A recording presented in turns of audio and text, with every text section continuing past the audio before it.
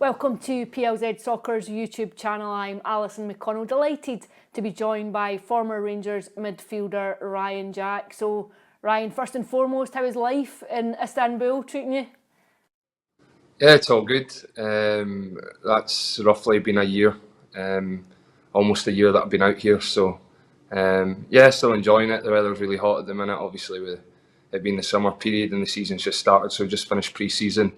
And yeah, everything's good, everything's going well, so looking forward to the season ahead.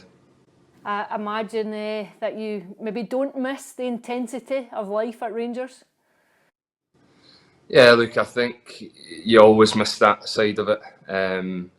Obviously, I was in it for 7 years, and yeah, it's non-stop. It's 50, 60 games a season, a lot of teammates every day. Yeah, a lot of pressure. Yeah, of course you miss that side of football, but time moves on, and obviously it's football out here, and the demands and pressure and stuff's totally different. But I'm still enjoying it nevertheless, and yeah, I'm looking forward to the season ahead out here. You would have played with Russell Martin when he was at Rangers in that very brief loan spell. Did you ever envisage him going into management and coming back in the position that he's in currently? Yeah, I played with Russell, obviously, a brief spell at Rangers when he came on loan, but he was a top guy. You could tell that he had an experienced head on him then.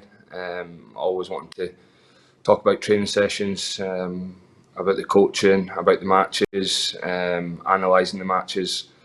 So I think even back then you sort of knew that there was potential that Russell would go into coaching. Obviously, you don't know back then the route he's going to take, and I'm sure he never knew that the route he was going to take and it was going to lead to him coming back to Rangers so soon. But yeah, I've come across him obviously since then a couple of times, and yeah, he's doing great things, great coach, and wants to play football the right way. So I wish him all the best, and hopefully this season can be a success. What do you think constitutes success for Rangers this season? Well, I think to start of the season, I think a lot was made when Russell came in that was implementing the style of play, and obviously from when he was down south, and everyone sort of knew how that looks. And but coming to Rangers, it's maybe a bit different. The pressure, the demands are there straight away. I've touched on that before.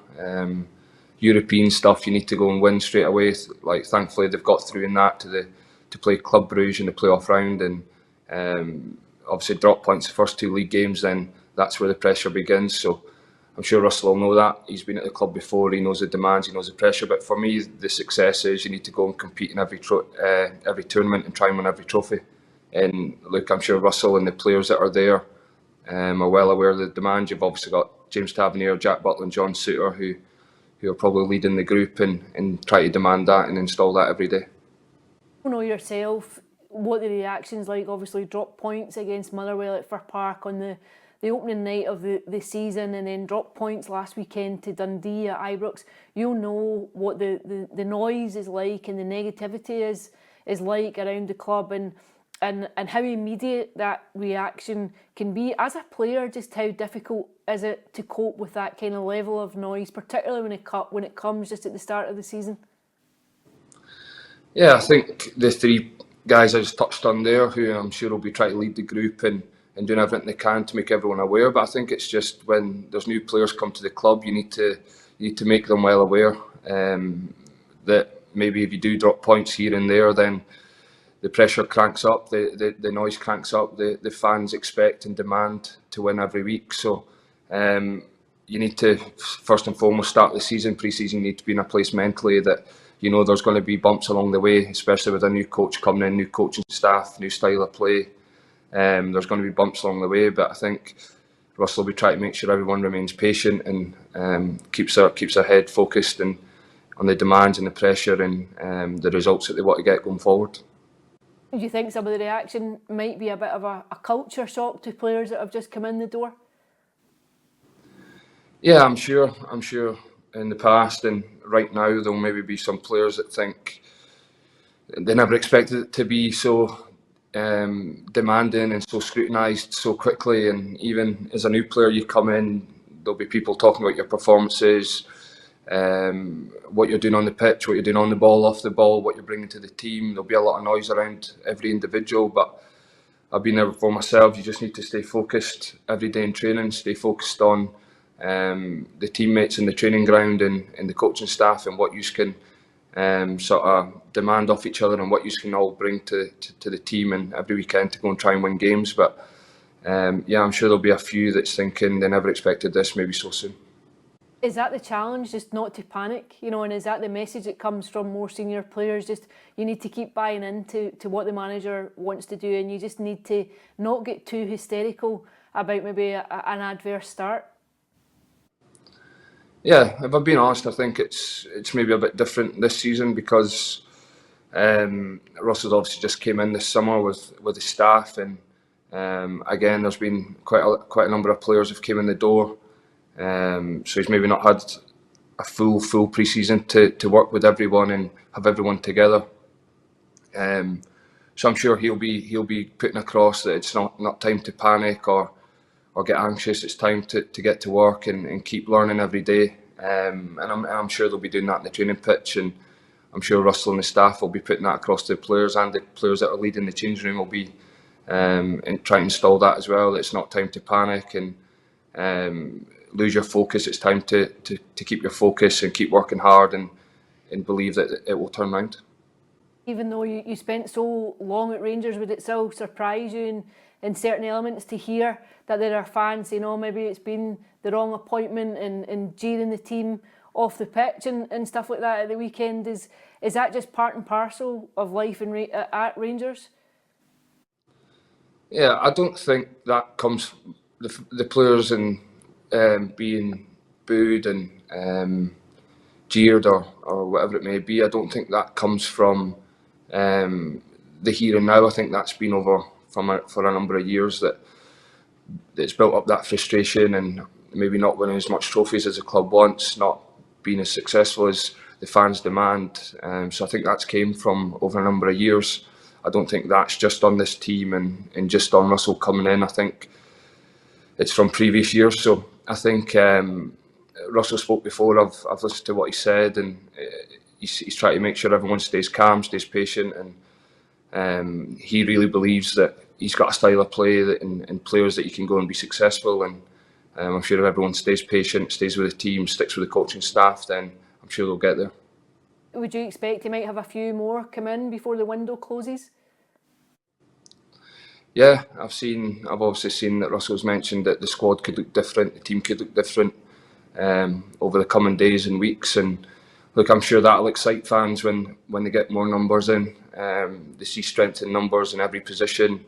When you're making substitutions, there's players coming on to affect the game and make a real impact. And I think that's what you want. You're going to need that over the course of the season because Rangers are going to be in Europe, so it's going to be hopefully going to the ends of the cups and cup finals, and then you've got 38 league games. You're going to have a good number of games in Europe, so it could be a 60-game season.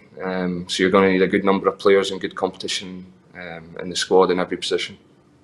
Cyril Dessers has come in for a bit of criticism at points from Rangers supporter, and I know there's been a bit of interest in him too, just prior to the window closing. But is he a guy that you think actually Rangers should be looking to keep?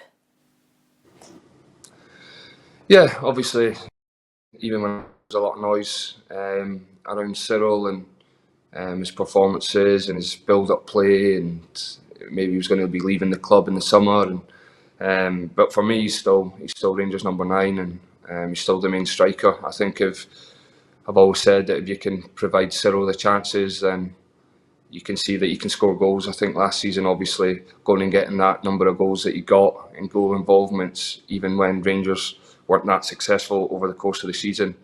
And in the European games, I think he was great for the club as well. So I think going forward, you can have Cyril, you've got Danilo. I don't know if they're maybe going to add maybe one more, but I think if you can get all three, if you can get Cyril and Danilo fit and add maybe one more, then I think it's great options for the season ahead.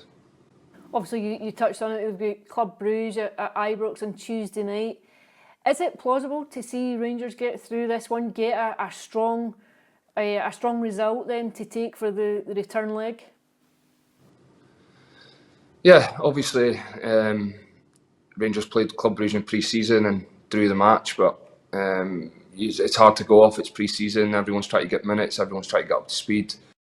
But I'm sure the players and the staff and even the supporters will be fancying this tie in this round. And I mean, for the club to go and get Champions League football this season, is a great achievement.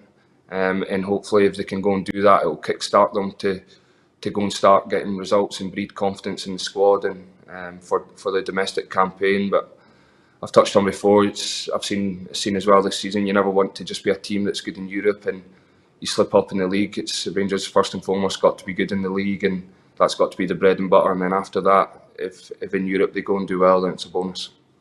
Yeah, we've seen that across recent seasons where you almost have two Rangers teams. You know, you've got a Rangers team that seems to thrive on the kind of alchemy that comes at Ibrox and European nights and the pulsating environment of it, and yet which seems to struggle to handle the domestic pressure in that environment. What do you think the reasons are for that? I think it's just a mindset. It's just a flipping mindset. When you maybe go from a European game and it's sort of tactical game and there's not as much pressure. The game's maybe a wee bit more open because the team fancies himself to beat you. You fancy yourself to beat the team, so the game becomes more open. Domestically, it's a different game for Rangers. I've said that before. It's teams will try and frustrate.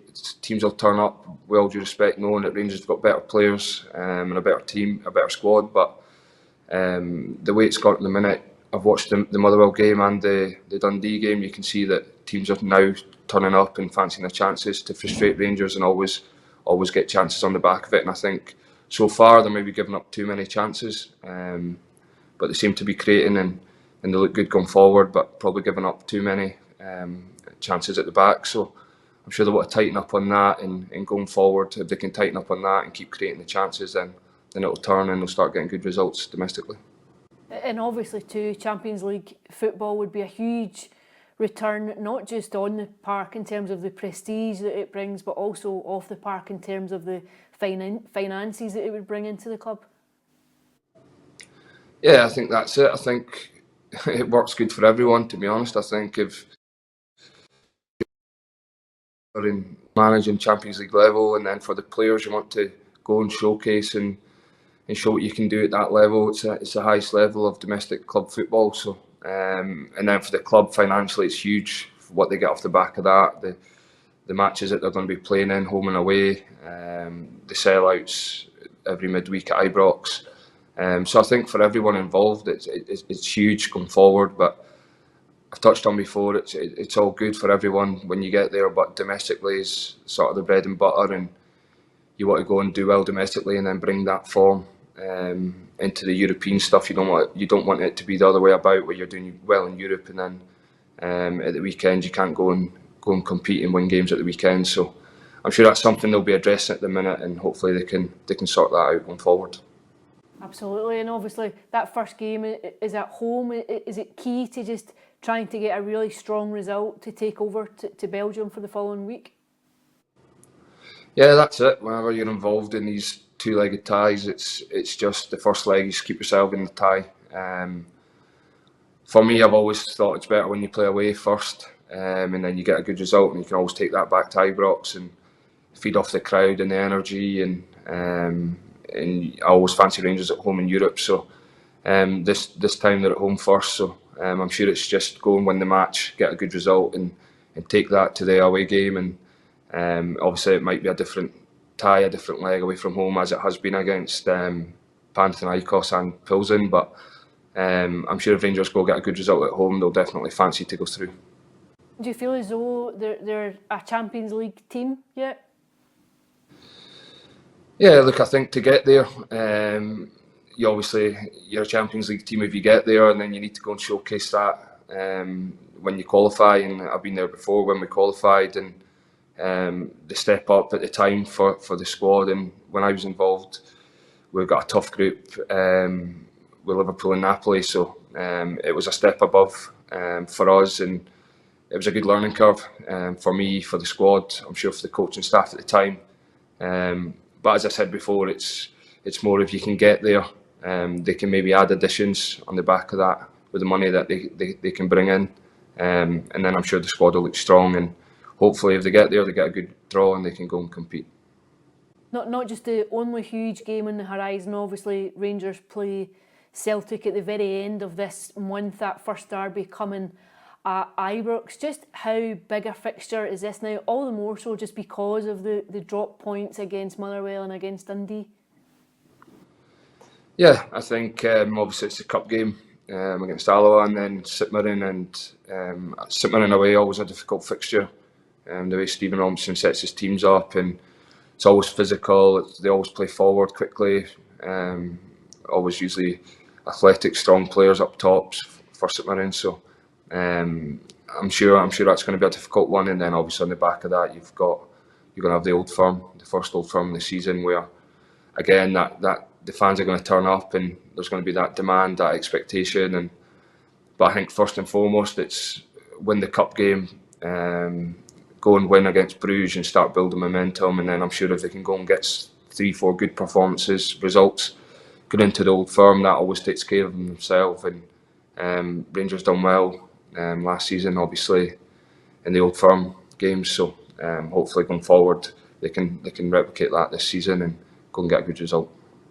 Do you think it was sensible to make the call to do a U-turn on the game against St Mirren and decide that maybe it will be advantageous to go and play it?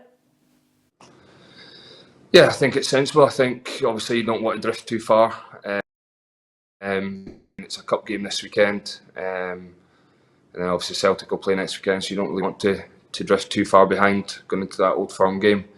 You want to still be in touch. You want to go and win the Bruges game, win the St Mirren game. Then it's obviously the second leg of Bruges, as I touched on there. If you go and get 3 good performances there, 3 good results, that'll build confidence, build togetherness, and I'm sure that'll be a chance for them to take that into the Old Firm. But I touched on there, the Old Firms, they always take care of themselves. The fans will turn up in numbers, great atmosphere, lunchtime kick-off, so I'm sure it'll be a great game, and it'll be one that the players and the staff will relish and hopefully go and get a good result in.